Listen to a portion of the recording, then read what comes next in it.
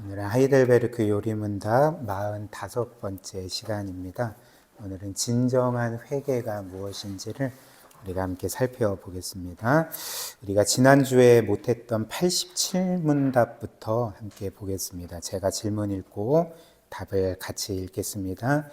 하나님께 감사하지 않고 악한 삶을 계속 살면서 하나님께로 돌이키지 않는 사람들도 구원을 받을 수 있습니까? 답, 절대 구원을 받을 수 없습니다. 성경은 음행하는 자, 우상 숭배하는 자, 간음하는 자, 도둑질하는 자, 탐욕을 부리는 자, 술 취하는 자, 비방하는 자, 강도질하는 자, 그 외에 이와 같은 악한 일을 하는 사람들은 하나님의 나라를 유업으로 받을 수 없다고 선언합니다. 그래서 사람들은 보통 기독교인이 아니다 할지라도 하나님은 사랑이시다라는 사도 요한의 말은 어렴풋이 알고 있는 것 같습니다. 그래서 사람들은 보통 하나님께서 사랑이시기 때문에 하나님은 결코 사람들을 심판하실 수 없고 심판해서도 안 된다라고 이렇게 쉽게 생각하는 것 같습니다. 그래서 만약에 사람들이 생각하기를 하나님이 사람을 심판하시는 분이시라면 그분은 이제 하나님이 아니라고 생각을 하는 거죠. 그러나 그렇지 않습니다. 우리가 조금만 깊이 생각해 봐도 이런 것이 말이 안 된다는 것을 금방 알 수 있습니다. 예를 들면 만약 하나님께서 죄인을 전혀 심판하시지 않고 이 세상의 모든 죄를 그냥 방치해 두시면, 눈 감아 주시면, 그래서 모든 죄인을 그냥 아무런 공의도 세우시지 않고 모든 죄인을 천국에 그냥 들이신다면 사실 오히려 그 하나님은 하나님이실 수가 없을 것입니다. 그런 하나님은 사실 공의의 하나님도 아니고요. 더 나아가 사랑의 하나님도 될 수 없습니다. 예를 들면 제가 늘 자주 드는 예이긴 한데 한 나라의 왕이 그 나라의 많은 사람들을 고통스럽게 만들고 또 죽게 만드는 정말 흉악범들과 또 여러 많은 죄인들을 그냥 심판하지 않고 무조건 풀어준다면 그 나라는 어떻게 되겠습니까? 일단 그런 왕은 공의로운 왕이 아니겠죠. 불의한 왕이 될 것입니다. 그러면 그 왕은 사랑이 많은 왕일까요? 그냥 죄인들을 풀어주니까? 그렇지도 않습니다. 그 왕은 공의롭지도 않을 뿐더러 사랑이 없는 왕일 것입니다.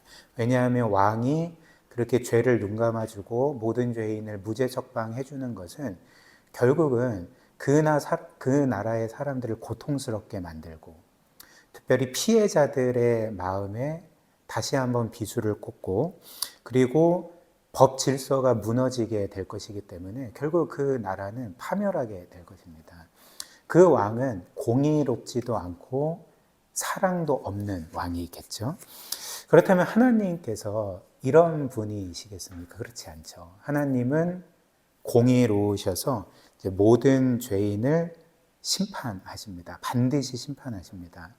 그리고 그 하나님은 동시에 사랑의 하나님이기 때문에 말씀드린 것처럼 이 세상의 질서를 세우고 또 사람들을 궁극적으로 복되게 만들기 위해서 심판을 행하시는 거죠.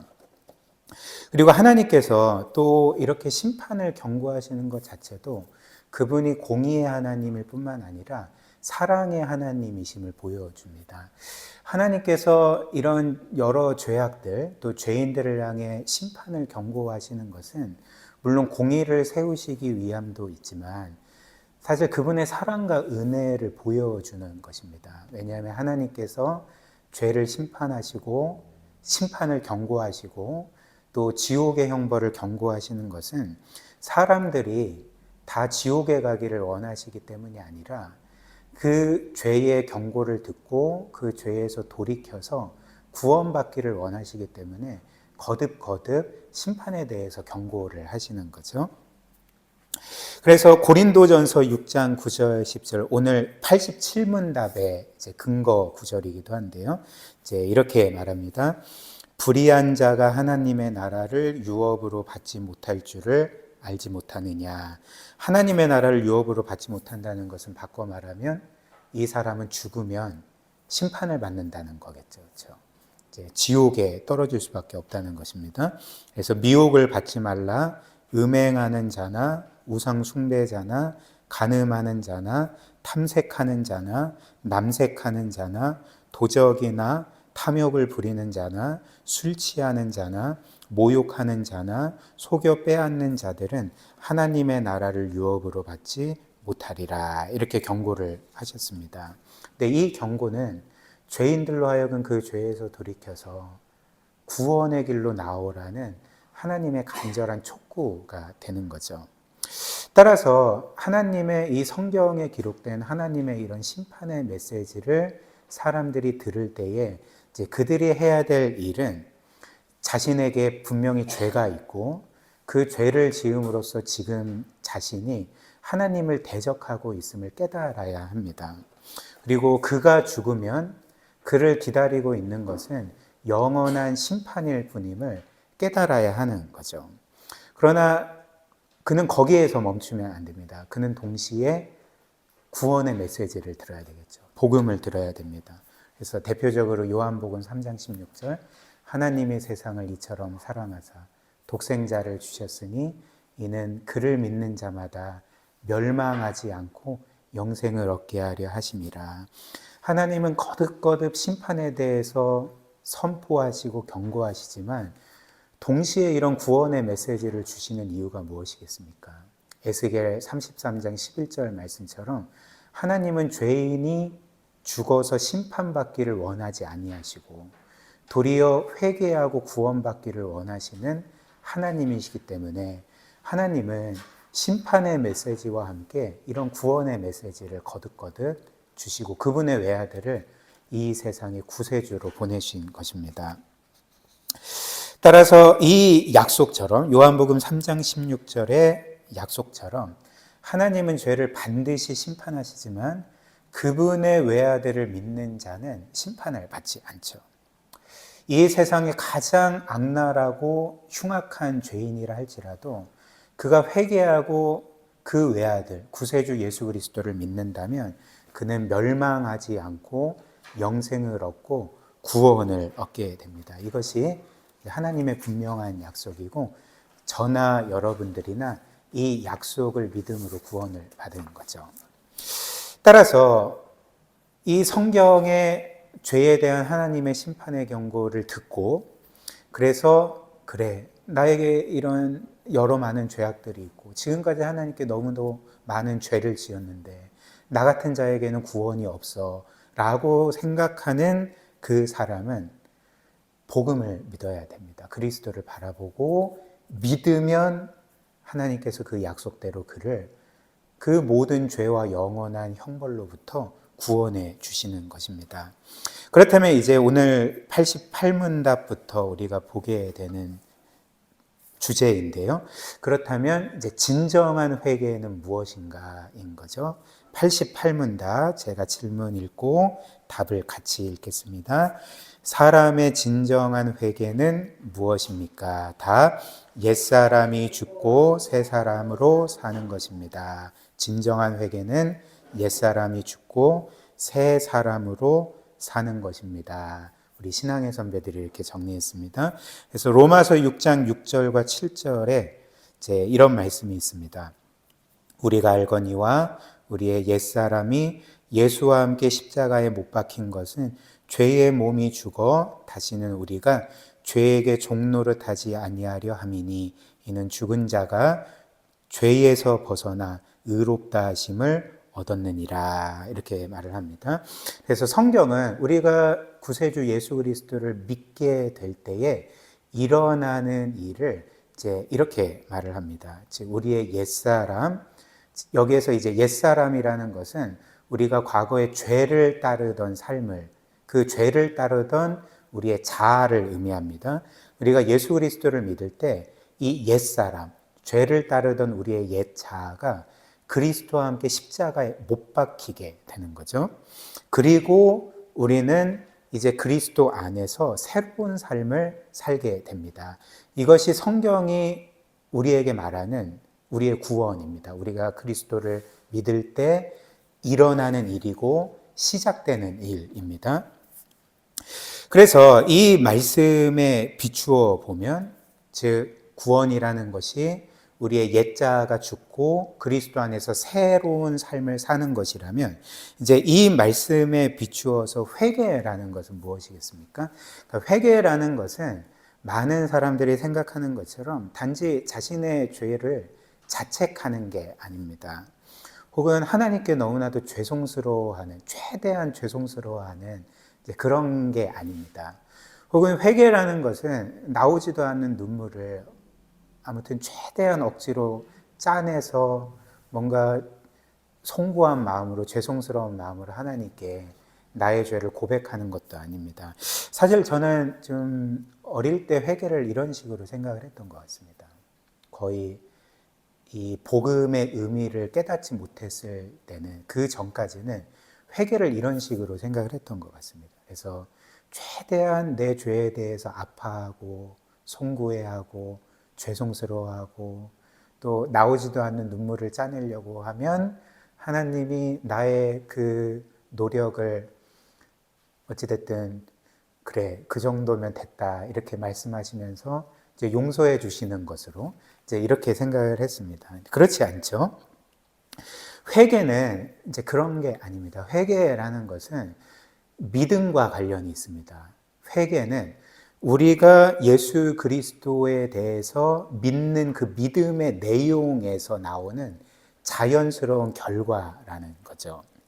그래서 성경이 말하는 이 회개 혹은 회심의 과정 혹은 단계를 설명드리면 다음과 같습니다. 일단 우리는 우리의 죄를 어떻게 깨닫게 되죠? 우리는 하나님의 말씀을 듣거나 읽을 때, 그 말씀을 깨달을 때에 그 말씀의 빛에 비추어서 내 자신을 볼 때 우리의 죄를 깨닫게 되죠.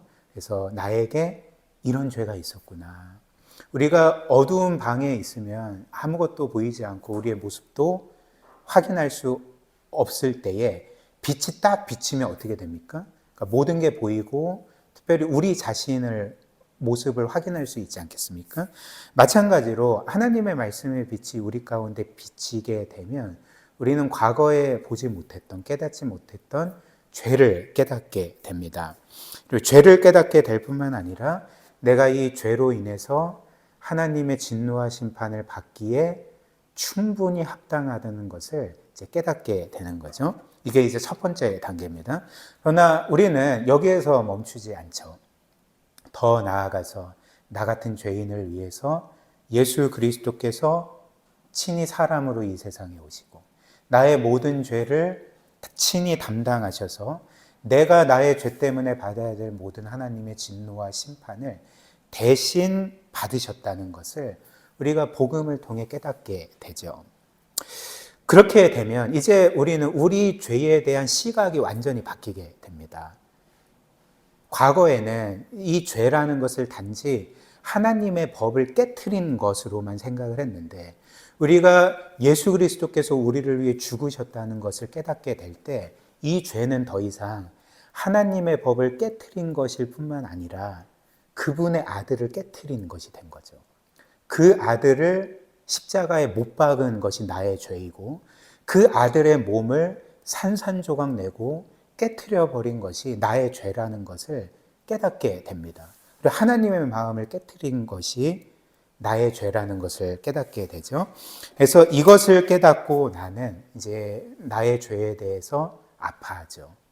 슬퍼하고 또 너무나도 죄송스러운 마음으로 우리의 죄를 고백하게 됩니다.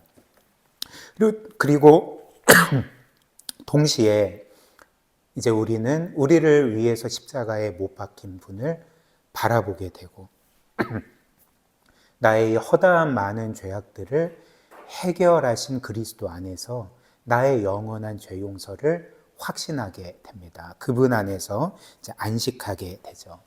그래서 그리스도께서 못 박히실 때 나의 죄도 못 박혔고 나의 모든 죄가 끝났다는 것을 확신하면서 이제는 내가 나의 옛사람이 그리스도의 십자가와 함께 못 박히고 이제 나는 그리스도 안에서 새 사람이 되어서 새로운 삶을 살아야 된다라고 결단하는 것이 성경이 우리에게 알려주는 이 회개, 회심이 되는 거죠. 그래서 회개라는 것은 우리가 로마서 6장에서 본 것처럼 우리의 옛자를 다시 한번 십자가에 못 박는 일이 일어날 뿐만 아니라 내가 새로운 삶을 살아야 된다는 결단이 함께 이루어지는 것이 회개라는 것입니다. 그래서 로마서 6장 10절 11절이 이렇게 말합니다. 그가 죽으심은 우리의 모든 죄에 대하여 단번에 죽으심이요 그리스도께서 그가 살아계심은 하나님에 대하여 살아계심이니 즉 그리스도께서 나의 모든 죄에 대해서 죽으셨고 나를 위해 부활하셨고 나도 그분 안에서 새 사람이 되었으니 11절 이와 같이 너희도 너희 자신을 죄에 대하여는 죽은 자요 죄에 대해서는 완전히 끝난 자요 그리스도 예수 안에서 하나님에 대하여는 살아있는 자로 새 삶을 살아야 되는 자로 여길지니라 이제 이렇게 말을 하는 것입니다. 이것이 바로 이제 회개입니다. 회심입니다. 과거에 따르던 죄된 삶을 버리고 그리스도를 따르는 새로운 삶을 살기로 계속적으로 다짐하고 결단하는 것이 우리가 매일매일 해야 될 이 회개라는 거죠. 그 다음 89문답입니다. 그래서 89문답이 이렇게 말합니다. 제가 똑같이 질문 읽고 답을 같이 읽겠습니다. 옛사람이 죽는다는 것은 무엇입니까? 답. 하나님을 진노케 한 우리의 죄를 마음으로 슬퍼하고 더욱더 미워하고 피하는 것입니다. 이게 회개라는 거죠. 90문답도 마찬가지입니다. 제가 질문 읽고 답을 또 읽겠습니다. 새 사람으로 다시 사는 것은 무엇입니까? 답. 그리스도로 말미암아 하나님 안에서 마음으로 즐거워하고 하나님의 뜻에 따라 모든 선을 행하며 사는 것을 사랑하고 기뻐하는 것입니다. 이게 이제 회개의 결과인 거죠. 그래서 사실 회개는 처음 믿을 때 그냥 일회성으로 하는 게 아니죠. 우리는 끊임없이 회개해야 됩니다. 그래서 그 초대교회 시대의 유명한 교부였던 테르툴리아누스가 이런 재미있는 말을 했습니다. 나는 회개하기 위해서 태어났습니다. 이런 말을 했습니다. 그러니까 무슨 말일까요? 이 회개라는 것은 일평생 이루어져야 한다는 거죠. 그래서 마르틴 루터도 똑같은 말을 했습니다. 95개조 반박문에 그 종교개혁을 일으킨 그 95개조 방방문에 이제 처음을 어떻게 시작하냐면 신자의 삶은 계속적으로 회개하는 삶으로 특징 지어진다. 이제 이렇게 말을 했습니다. 우리의 삶에 이런 회개가 계속 이루어져야지만 우리의 삶이 계속 영적으로 새롭게 되는 것입니다. 그래서 갈라디아서 2장 20절 이 바울의 고백을 우리가 계속 해야 되는 거죠. 우리의 고백으로 매일매일 계속 해야 됩니다. 제가 읽어드리겠습니다. 내가 그리스도와 함께 십자가에 못 박혔나니 그런즉 이제는 내가 사는 것이 아니요 오직 내 안에 그리스도께서 사시는 것이라.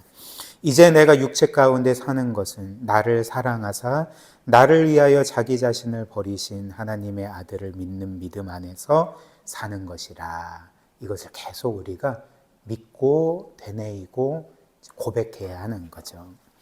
따라서 이제 우리는 그 회개에 담긴 그 의미처럼 옛사람이 계속 죽고 새 사람으로 살아가야 된다는 그 고백대로 우리는 이제 주의 뜻대로 선한 삶을 살아야 되는 거죠. 그래서 이제 91문답이 이제 이렇게 이어집니다. 제가 질문 읽고 답을 같이 읽겠습니다. 그렇다면 선행이란 무엇입니까? 답. 참된 믿음으로 하나님의 율법을 따라서 그리고 그의 영광을 위하여 행한 것만을 선행이라 하며 우리 자신의 생각이나 사람의 계명에 근거한 것은 선행이 아닙니다. 그래서 선행이라는 것을 이제 몇 가지로 정리를 했는데 우리 신앙의 선배들은 그래서 첫 번째는 우리는 참된 믿음으로 선행을 해야 됩니다. 선행이라는 것은 참된 믿음으로 하는 거죠. 그래서 참된 믿음으로 한다는 것은 무엇이겠습니까? 참된 믿음이라는 게 뭘까요? 그 참된 믿음의 내용은 이제 하나님을 믿고 예수 그리스도를 믿을 뿐만 아니라 복음을 믿는 거죠. 즉 하나님께서 그리스도 안에서 우리를 위해서 행하신 일들을 믿는 것 아니겠습니까? 그렇다면 참된 믿음의 근거에서 선행을 한다는 것은 이제 무엇이겠습니까? 일단 그 참된 믿음이 아닌 것, 참된 믿음으로 선행을 하는 게 아닌 것은 이런 거죠. 즉 우리가 선행을 할 때 이 선행을 통해 우리가 뭔가 하나님께 받아들여지기 위해서, 혹은 우리의 선행을 통해서 뭔가 하나님께 빚지게 만들어서 내가 원하는 어떤 것을 얻기 위해서 하는 것은 참된 믿음에 의거한 선행이 아니라는 거죠.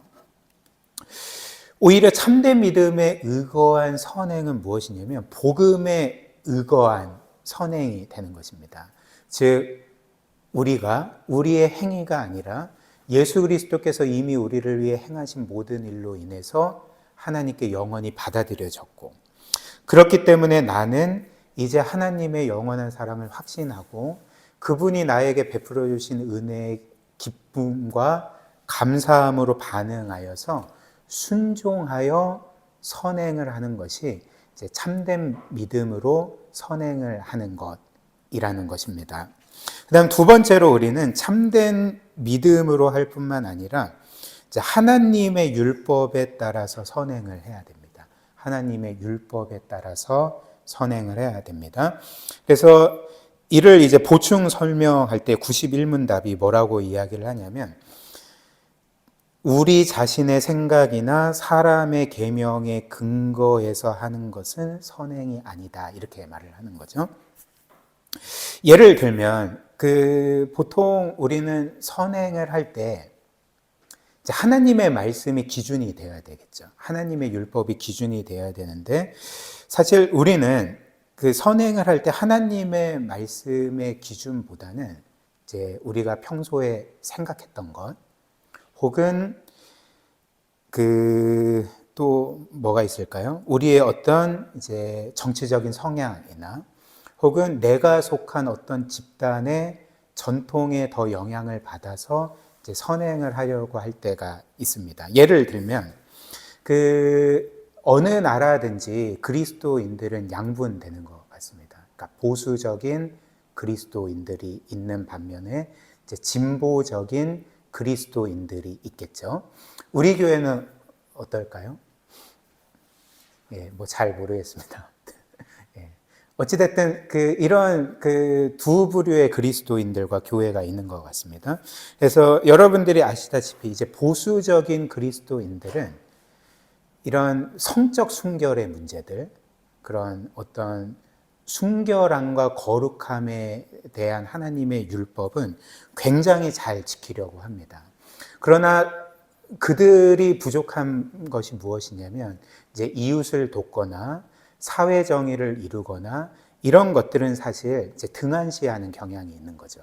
근데 반면에 진보적인 교회에 속하는 진보적인 그리스도인들은 사실 이렇게 이웃을 돕거나 혹은 사회 정의를 이루라는 하나님의 명령은 굉장히 잘 지키려고 하지만, 그러나 반면에 이런 성적 순결과 관련된 하나님의 계명들은 등한시하는, 가볍게 여기는 경향들이 있는 거죠.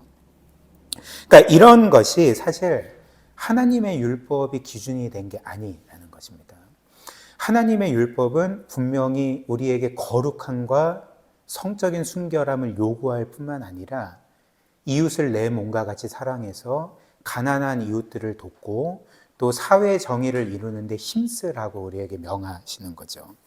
따라서 이런 식으로 한쪽으로 편향된 것은 하나님의 율법을 기준으로 삼기보다는 이제 자신의 생각, 혹은 성경과는 별로 상관없는 가치관, 혹은 자신의 어떤 정치적인 성향, 혹은 자신이 속한 집단의 어떤 전통을 하나님의 율법보다 더 우선시하여서 이제 행하는 것뿐이라는 거죠. 그래서 우리는 언제나 하나님의 말씀이 무엇을 말씀하시는지를 최종 권위로 삼아야 됩니다. 그게 그냥 끝이라는 거죠. 그러니까 하나님이 이렇게 말씀하셨다면 사실 그 이상의 설명이 필요하지 않습니다. 내가 거기에 동의하든지 동의하지 않든지, 내가 그것이 이해가 되든지 여전히 잘 이해가 되지 않든지 간에 하나님께서 그렇게 말씀하셨으면 그것은 우리에게 최종 권위가 되는 것입니다. 우리는 그대로 순종하면 되는 것입니다. 마지막으로 참된 선행은 이제 그분의 영광을 위해서, 하나님의 영광을 위해서 행한 것만이 선행이라, 이렇게 91문답이 우리에게 말합니다. 그래서 우리는 선행을 할 때 얼마든지 우리의 영광을 위해서 할 수가 있죠. 하나님의 영광이 아닌 우리의 영광을 위해서 할 수 있고, 저도 마찬가지입니다. 그래서 우리는 얼마든지 나 자신 스스로가 이 정도면 훌륭한 사람이지라고 생각하기 위해서 선행을 할 때도 있고요. 그리고 다른 사람들에게도 뭔가 훌륭한 사람으로 비춰지고 인정받기 위해서, 칭찬을 받기 위해서 선행을 하는 경우도 있습니다. 그러니까 이런 경우는 사실 우리가 선행을 할 때 그 사람에게 선행을 하는 것이라기보다는 우리 자신에게 선행을 하는 것이 되겠죠. 왜냐하면 우리가 인정받고 칭찬받고 우리의 영광을 위해서 하는 행위는 그 사람보다는 우리 자신에게 하는 행위라는 것입니다. 그러니까 쉽게 예를 들면 이제 18세기에 19세기에 그 가장 위대한 설교자로 불렸던 그 찰스 스펄전이 이런 예화를 든 적이 있습니다. 어떤 한 농부가 이제 당근을 키우는데 이제 정말 자신도 생애에서 본 적이 없는 너무나도 크고 좋은 당근을 하나 수확하게 되었습니다. 근데 이 사람이 그 나라의 왕을 너무나도 사랑해서 이제 그 왕에게 가서 그 당근을 바치게 된 거죠. 그래서 왕이시여, 제가 평생 농사를 지으면서 이렇게 좋은 당근, 이렇게 크고 좋은 당근은 처음 봤습니다.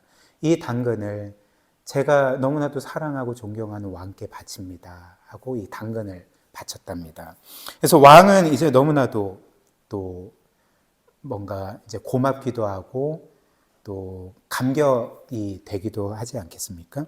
그래서 이 왕은 이제 기뻐하면서 그 사람에게 너무 고맙다. 너가 너에게 가장 소중한 이 당근을 나에게 줬으니 나도 너에게 상을 내리겠다.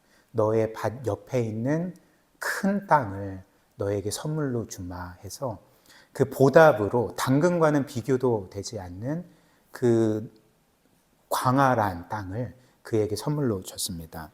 그래서 농부는 이제 너무나도 또 감격해서 집으로 돌아간 거죠.